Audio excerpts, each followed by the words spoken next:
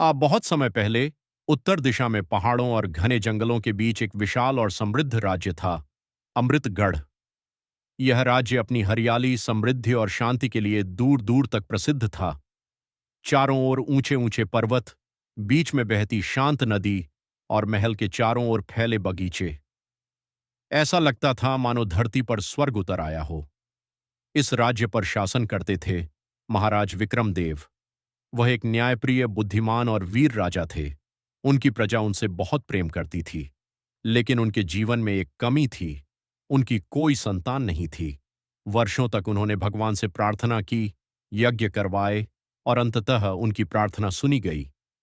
एक दिन महल में एक सुंदर कन्या का जन्म हुआ।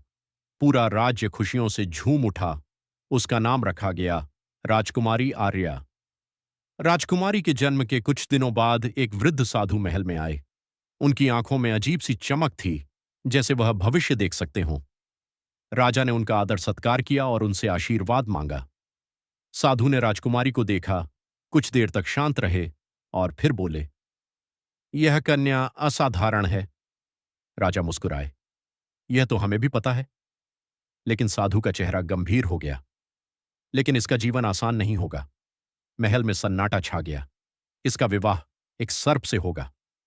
यह सुनते ही राजा के हाथ कांप उठे। और वही विवाह इसके जीवन की सबसे बड़ी परीक्षा बनेगा। यह कहकर साधु चले गए। राजा ने तुरंत आदेश दिया, यह बात महल के बाहर नहीं जानी चाहिए। समय बीतता गया। राजकुमारी आर्या बड़ी होती गई। वह बेहद सुंदर, बुद्धिमान और दयालु थी। लेकिन उसकी सबसे खास बात थी उसका निडर होना। वह जंगलों में घूमना पसंद करती थी, पशु पक्षियों से बात करती थी और हर जीव के प्रति करुणा रखती थी। महल के लोग उसे बहुत प्यार करते थे, लेकिन राजा के मन में हमेशा डर बना रहता था, कहीं वह भविष्यवाणी सच न हो जाए। जब आर्या 16 वर्ष की हुई, महल में अजीब घटनाएं शुरू होने लगीं। रात में फुफकारने की आवाजें, दीवारों पर सरकती परछाइयां, बगीचे में अचानक सर्पों का दिखना, सैनिक चौकन्ने हो गए। राजा चिंतित हो गए। लेकिन सबसे अजीब बात, आर्या को बार बार एक ही सपना आने लगा। हर रात आर्या एक ही सपना देखती, एक अंधेरा जंगल, बीच में एक झील, और झील के पास खड़ा एक विशाल काला सर्प। उसकी आंखें चमक रही होतीं, लेकिन उनमें क्रोध नहीं, दर्द था, गहरा दर्द। सर्प उसे देखता, जैसे कुछ कहना चाहता हो, और फिर सपना टूट जाता। आर्या बेचैन हो जाती। एक दिन महल के बगीचे में अचानक हड़कंप मच गया। सर्प! बहुत बड़ा सर्प! सैनिक दौड़ पड़े। उन्होंने देखा, एक विशाल काला नाग पेड़ के पास कुंडली मारे बैठा था। उसकी आंखें लाल चमक रही थीं। सैनिक तलवारें निकालकर उसकी ओर बढ़े। तभी, रुको! आर्या की आवाज गूंजी। सब रुक गए। आर्या धीरे धीरे आगे बढ़ी और नाग के सामने खड़ी हो गई। कुछ पल दोनों एक दूसरे को देखते रहे, और तभी आर्या को वही एहसास हुआ, यह वही है जो मेरे सपनों में आता है। उस रात आर्या अपने कक्ष में अकेली थी। अचानक खिड़की अपने आप खुल गई और वही नाग अंदर आ गया। आर्या डर गई, लेकिन भागी नहीं। तभी, डरो मत! एक आवाज आई। आर्या चौंक गई। कौन? मैं। नाग की आवाज थी। नाग बोला, मैं कोई साधारण सर्प नहीं हूं। मैं एक श्रापित राजकुमार हूं। आर्या ध्यान से सुनने लगी। मेरा नाम आदित्य है।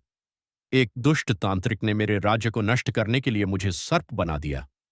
उसने कहा, जब तक कोई निडर हृदय वाली राजकुमारी मुझसे विवाह नहीं करेगी, मैं इसी रूप में रहूंगा। आर्या का दिल तेज धड़कने लगा।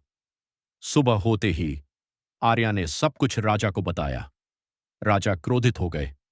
यह छल है, धोखा है। मैं अपनी बेटी को किसी सर्प से विवाह नहीं करने दूंगा। पूरा दरबार डर गया, लेकिन आर्या शांत थी। अगर वह सच कह रहा है, तो क्या हम उसे ऐसे ही छोड़ दें? राजा चुप हो गए। जब यह बात पूरे राज्य में फैली, लोग डर गए। राजकुमारी पागल हो गई है। यह अपशगुन है। मंत्री, सैनिक, आम जनता सब विरोध करने लगे। लेकिन आर्या अडिग थी। मैं डरकर किसी को मरने नहीं दूंगी। वह दिन आ ही गया। पूरा महल सन्नाटे में डूबा था। एक ओर सुंदर राजकुमारी, दूसरी ओर एक विशाल काला नाग। पंडित मंत्र पढ़ रहे थे। सबकी सांसें थम गई थीं। जैसे ही अंतिम मंत्र पूरा हुआ, तेज प्रकाश फैला, हवाएं चलने लगीं, नाग तड़पने लगा, उसकी कैंचुली फटने लगी, और फिर उसके अंदर से एक युवक बाहर आया, एक सुंदर, तेजस्वी राजकुमार। राजकुमार बोला, मैं मुक्त हो गया। राजा की आंखों में आंसू आ गए। मेरी बेटी ने तुम्हें बचाया। राजकुमार ने झुककर कहा, नहीं महाराज, उन्होंने मुझे जीवन दिया। पूरे राज्य में उत्सव मनाया गया। अब यह सिर्फ एक विवाह नहीं था, यह साहस और सच्चे प्रेम की जीत थी। राजकुमारी आर्या और राजकुमार आदित्य ने मिलकर राज्य को और भी समृद्ध बनाया। सच्चा साहस डर की अनुपस्थिति नहीं, बल्कि डर के बावजूद सही निर्णय लेना है। और सच्चा प्रेम किसी रूप को नहीं, आत्मा को देखता है।